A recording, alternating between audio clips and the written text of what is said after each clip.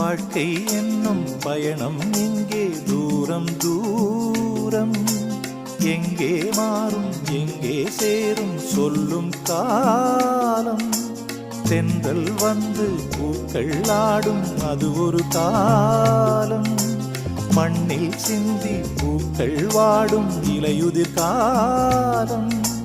கோலங்கள் ஆடும் வாசல்கள் வேண்டும், தனியாக அழகில்லையே. கடலை சேரா நதியை கண்டால், தரையில் ஆடும் மீனை கண்டால், ஒற்றை குயிலின் சோகம் கண்டால் அச்சச்சோ.